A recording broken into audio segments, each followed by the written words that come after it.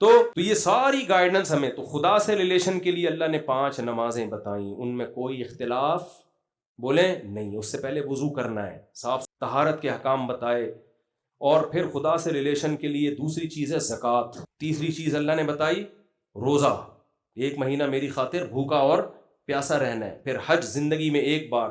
آپ ان احکام میں بیلنس دیکھو کتنا ہے، کوئی زیادہ مشکل بھی نہیں ہے، نیچر کو سب کے سب احکام اپیل کرتے ہیں، کوئی ایسا حکم نہیں دیا۔ آپ دنیا کے مختلف مذاہب میں جائیں تو عجیب عجیب احکام، آدمی کہتا ہے یار یہ پنڈت جی کر سکتے، پبلک میں یہ احکام لاگو ہی نہیں ہوتے۔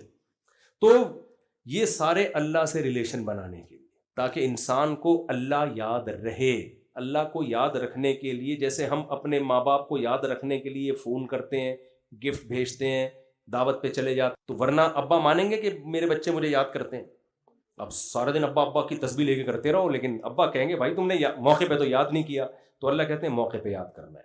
نمبر 1، جب دن کا آغاز ہو رہا ہو، فجر سے پہلے، یہ ایک موقع ہے، دن کی ابتدا کس سے ہوگی؟ میرے ذکر سے ہوگی۔ پھر جب سورج ڈھلنا شروع ہو، یہ ٹائم میں بہت بڑی چینجنگ ہو رہی ہوتی ہے، اس چینجنگ کے وقت بھی نماز پڑھنی ہے۔ پھر عصر کے وقت میں ایک ٹھنڈا ٹائم ہوتا ہے، کلائمیٹ چینج ہو رہا ہوتا ہے، اس میں بھی۔